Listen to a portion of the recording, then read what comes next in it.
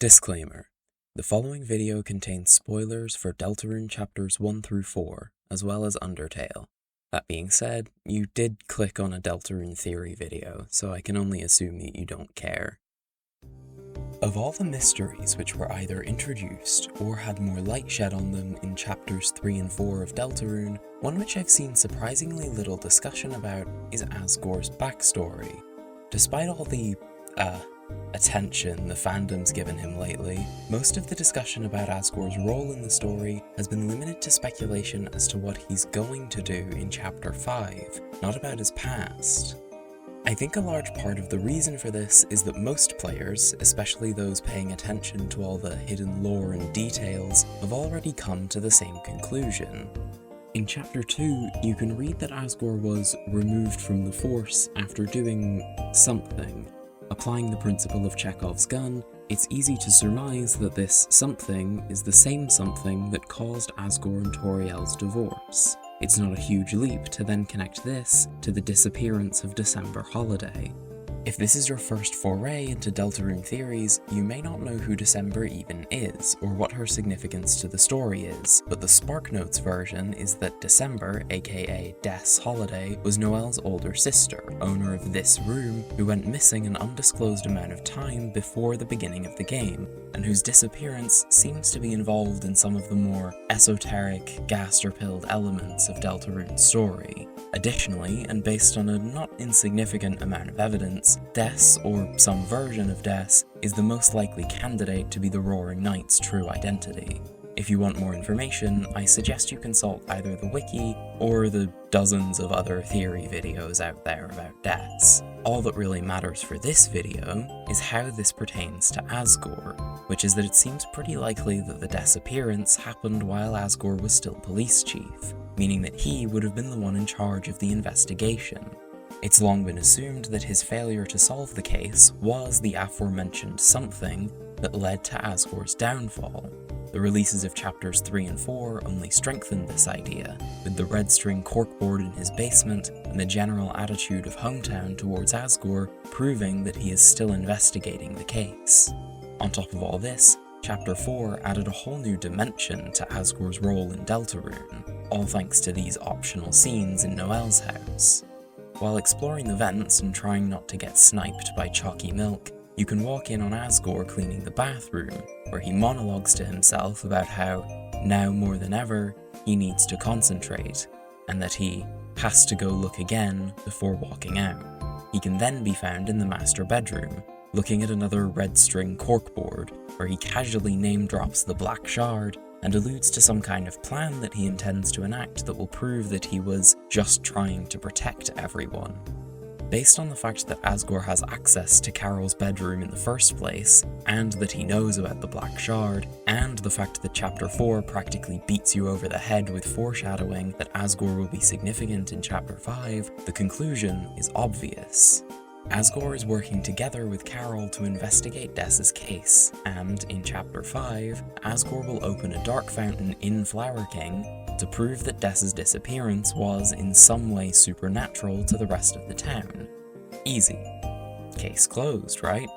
This is the interpretation that everyone's been going with since chapters 3 and 4 dropped, so it must be pretty solid, right?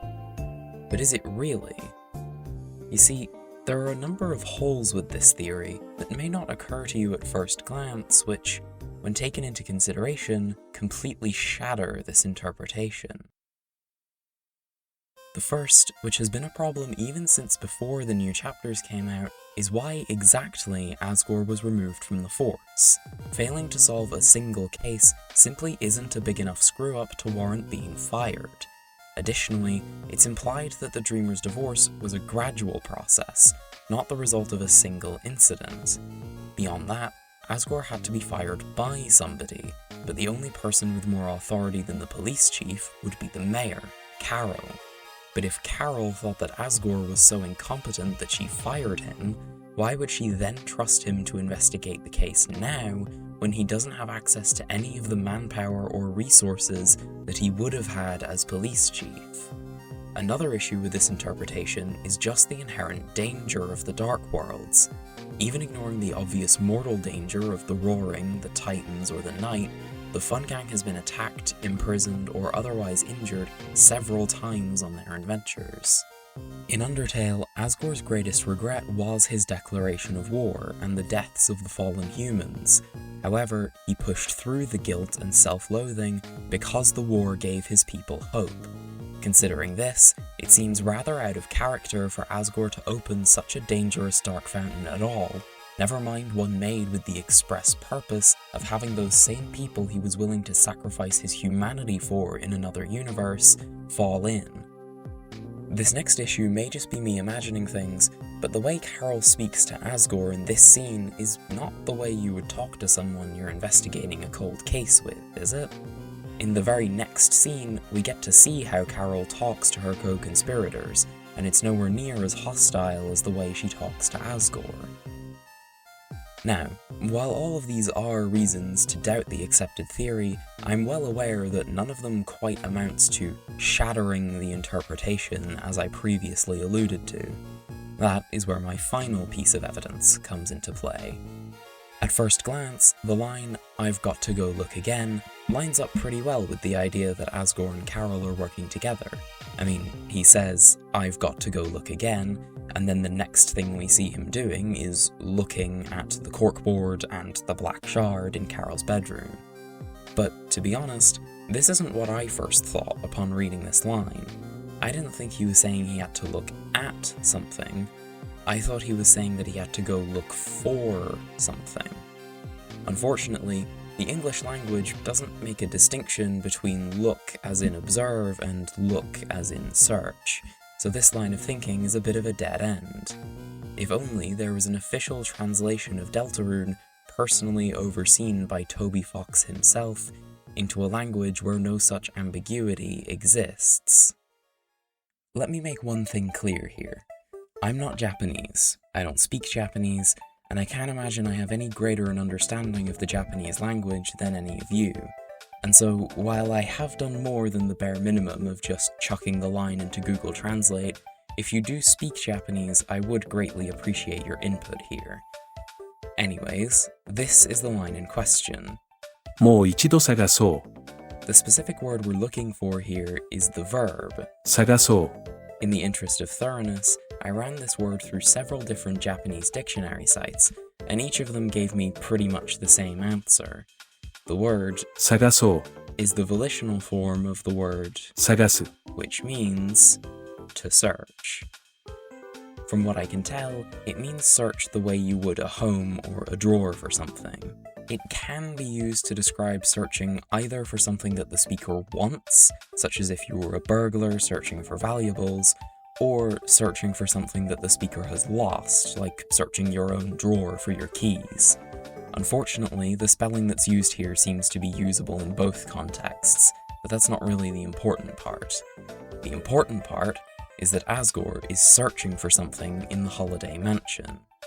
This is what I was referring to earlier when I insinuated that I could prove that Asgore and Carol weren't working together, because if they were, why would Asgore be rummaging around Carol's home while she's not there?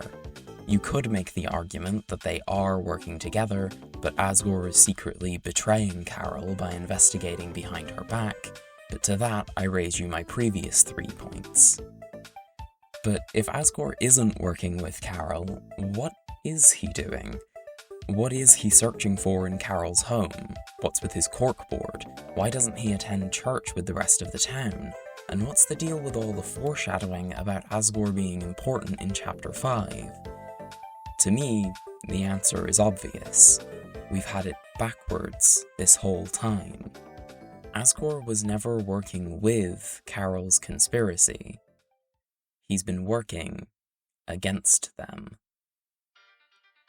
To be specific, I think that Asgore's goal is the same as Susie's. He's trying to find the 3 shelter codes so that he can enter the shelter and put a stop to the Knight's plan. I've already proven that Asgore is searching for something at Carol's house, and according to Father Alvin, Asgore attends church at night time, which is a much more significant fact than I think most people realize. This is Asgore we're talking about.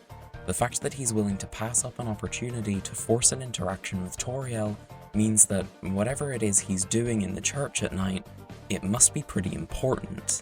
So here we have 2 points of interest, the Holiday Mansion and the church. It's not difficult to notice the connection between the two. We already know that the Pine Tree shelter code was hidden at Carol's, and of all the places in town, the church is by far the most likely to be the hiding place of the Deltarune code. With this in mind, the conclusion makes itself. The thing Asgore is searching Carol's home for is her shelter code, and the reason he attends church at night is so that he can search for Alvins with fewer people around to see him. You could take this a step further and say that the reason Asgore was hiding in the bushes, seemingly to ambush Toriel in Chapter 4, is because he was using the church service as cover to investigate the shelter with fewer witnesses, though I do think that might be a bit of a stretch. If this theory is true, then there's a clear reason for a dark fountain to appear in Flower King in Chapter 5 now. It's possible that either Carol, the Knight, or even Chris has caught on to Asgore's plan, and they need a way to stop him from interfering. They can't exactly kill him. Chris's cooperation seems pretty important to their plan, and killing their dad seems pretty counterintuitive to keeping them on side. So I think they do the next best thing. Open a dark world in Asgore's house to keep him occupied long enough for the conspiracy to enact its plan. This is exactly what they did in Chapter 3, when they needed to stall the Fun Gang long enough for the Knight to get to the Dreemurr residence, so I don't think it's a huge leap to assume that they'd do it again here. This would also line up perfectly with the prophecy's depiction of Asgore, the Flower Man, trapped in a Asylum. He's literally being trapped in the Dark World to prevent him from getting any closer to the truth of the conspiracy.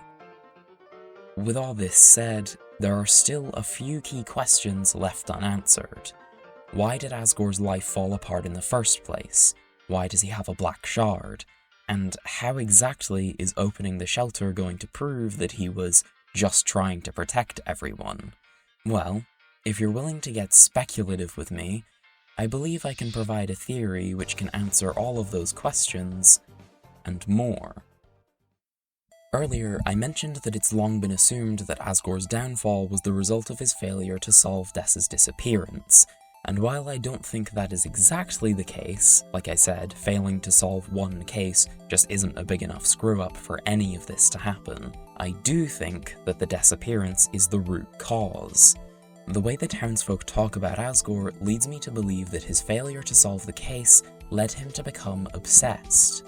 This explains why Toriel and Asgore started to experience marital issues, because Asgore was too busy with his futile investigation to be emotionally available to support his own or the Holiday family in such a trying time, hence why the two families began to drift apart. However, this still doesn't explain why Asgore was fired from his job. Investigating cases is what the police are supposed to do, so it doesn't make sense for him to be fired over this, unless his obsession and zeal in his investigation led him to make a mistake. I don't have any hard evidence for this, but I think Asgore's mistake was entering the shelter without permission. It's been theorized for a while now that Dessa's disappearance had something to do with the shelter, and I think Asgore encountered a lead pointing to the shelter during his investigation. But at that point, the case had been cold for what might have been years, and the rest of the town has returned to some semblance of normalcy. So, when Asgore approaches Carol and Alvin to help him open the shelter, they refuse.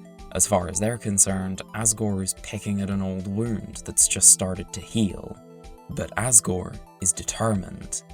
He knows there's something in there, and he's going to find out what. If Asgore wants to enter the shelter, he needs the 3 codes.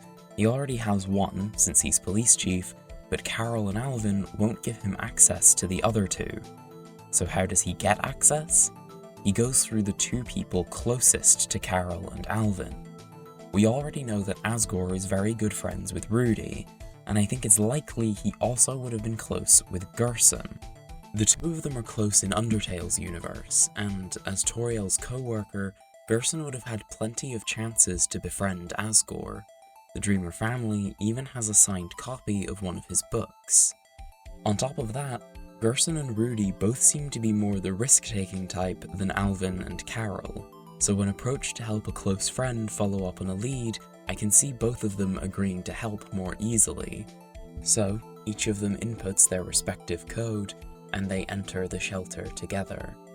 Based on the fact that Asgore has a black shard in his possession, there's really only one conclusion that can be drawn here, that Asgore and company ran into the Knight in the shelter. We know that in the present day, the Knight uses the shelter as their base of operations, and, assuming that the Knight is Des, we have every reason to believe that they've been down there since the disappearance. So, when the three of them venture into the shelter, it's only natural that they'd be attacked by the Knight. Given how strong Gerson is in his Hammer of Justice form, I think that the three of them, despite their inexperience, could hold their own for a while against the Knight, at least long enough to chip off a black shard. However, it's not enough. Before long, the three of them are weak, the Knight having worn them down to the point of exhaustion. And it's in this moment that the Knight strikes a fatal blow on Gerson. Asgore and Rudy retreat, carrying Gerson's wounded body and the black shard back to the surface. As Gerson turns to dust, Asgore has no recourse but to come clean about what he's done. He is, of course, removed from his position as police chief, and his relationship with Toriel, already rocky from his continued obsession with the case, comes to an end. To the rest of the town, Asgore's story is a tragedy, the story of a detective who wouldn't let go of the case he couldn't crack, and his obsession resulted in the death of one of, if not the most well-respected member of the community. But to Asgore, this story is his call to action. He knows there's something down there, something which has, from his point of view, already claimed at least 2 lives, and if he does nothing to stop it, then that number could very quickly increase. The Black Shard is proof that that thing can be defeated, and that's exactly what he's going to do. He's going back down there, and this time, he's not taking anybody else down with him. This theory may sound like a stretch at first, and to be honest, it kind of is. There's not really any evidence for it, but when replaying Deltarune with this conclusion in mind, everything fits. The pity the townsfolk seem to have for Asgore, the almost visceral reaction Alvin and Miss Boom have when asked about the shelter, even the fact that Rudy seems to be more supportive of Asgore's you-know-what than anyone else. Asgore's motivations make sense now too. Why would he want to open the shelter? And how would doing so prove that he was just trying to protect everyone? That's simple. He's going to open the shelter again and defeat the Knight himself, to prove that Gerson's death wasn't in vain, and that there truly was a threat down there that the town needed protection from. Even the old friend Asgore refers to in his monologue in Carol's bedroom, we now know the identity of. He's talking to Gerson. Speaking of whom, there are a number of oddities surrounding Gerson's death which run contrary to the idea that he died of natural causes. The fact that, even though it's been years since his death, Gerson's family had been receiving condolences from his fans until just recently. The fact that Gerson didn't have time to patch things up with his son before his death. The fact that, even though he appears older in Undertale, he's still alive in that universe, yet he's dead in Deltarune's. All of these facts point to Gerson's death being sudden, which does line up with him having been killed by the Knight. Gerson's lack of surprise at being in a Dark World, and his apparent familiarity with the Dark World's mechanics, may also suggest that he's been to one before, which also lines up with this theory. If this theory is true, then it also ties together several potential and existing plot threads into a nice, neat bow. To start with, it would set up a perfect full-circle boss fight against the Knight, with a party of Chris, Susie, and Noelle each of our fighters would be the successor of a participant in that original battle. Additionally, if Asgore were to hand his Black Shard off to the Fun Gang at the end of Chapter 5, then that would give us a significant advantage in this theoretical battle against the Knight, as the Black Shard strikes at the heart of Dark Element enemies, and the Knight's bullets use the Dark/Star element, so it stands to reason that the Knight would be a Dark Element enemy. The same applies to any future Titans we'd have to fight if/when the Roaring happens, something we've already seen thanks to the Black Shard obtained by defeating the Knight in Chapter 3. Speaking of which, obtaining a Black Shard as part of the main story does not make that first Black Shard redundant as you might expect. This is because the Black Shard can be equipped by both Chris and Noelle, so players who went the extra mile to defeat the Knight in Chapter 3 will be able to use 2 Black Shards simultaneously, and absolutely obliterate the Titans. The shelter codes themselves are another issue that this theory solves. We literally turned the church upside down in Chapter 4, and yet we never found the Deltarune code. But considering the fact that Asgore didn't show up to the church at night while we were there, and the fact that the Knight has chosen to take action against him now, I think it's very likely that Asgore has it. And if Chapter 5 ends with Asgore giving us the Deltarune code, and the police badge code, then that would alleviate the need for us to retread old ground by having to reinvestigate the church for it. Moving on from Chapter 5, an idea that's been floating around in the fandom zeitgeist for a while, but hasn't seen much discussion lately, is Chapter 0. For the uninitiated, there exists placeholder text in the scripts for the Chapter Select menu that suggests that there may be a hidden Chapter 0. If Asgore, Rudy, and Gerson formed a party of 3 in the past and investigated the Dark World in the Shelter, then we may actually get to play their adventure as a flashback chapter. In fact, Gerson already has most of the sprites needed to be a fully functional party member. The only ones he'd be missing are for Spare and Defend. Finally, this theory perfectly sets up Dess's disappearance to be the inciting incident for every chapter antagonist's primary motivations. If we assume that the abandoned classroom of Chapter 1 fame was Gerson's classroom back when he was a teacher, then the classroom would have been abandoned because of Gerson's death. This means that King's motivations, and thus the entire main conflict of Chapter 1, are the direct result of Gerson's death, which of course ties back to Dess's disappearance. Queen's motivations are tied to Dess's disappearance through her desire to make Noelle happy, which is true independent of this theory, but Tenna's motivations, and thus the main conflict of Chapter 3, stem from the Dreemurr's divorce, which again ties back to Dess's disappearance, this time through Asgore. As for Chapter 4, the closest thing it has to a main antagonist is the Knight, whose connections to Dess's disappearance I shouldn't really have to explain, considering that the Knight most likely is Dess. But even if the Knight isn't Dess herself, they still are connected to her disappearance through their collusion with Carol. Finally, the main antagonist of Chapter 5 will either be Asgore himself, or 1/all of the flowers in his bedroom. And considering that Asgore talks to those flowers for advice on what to do, it isn't hard to imagine that their motivations might tie back to Dess's disappearance in a similar way to Queen's, but just for Asgore this time instead of Noelle. In the interest of time, and to avoid getting any more stuck in the weeds with this theory than I already have, I'm going to leave things here. As you can probably tell, this is a brand new channel, so more than usual, I'd appreciate it if you could leave a like or a comment, or share it with your friends who are just as Delta-rotted as you are. I do have more Deltarune Theory content on the way, with another video that I'm hoping to get out next month, so if, for whatever reason, you enjoyed this experience and want to see more, consider subscribing, so that you can get my next rambling essay fresh from the juice. Until next time.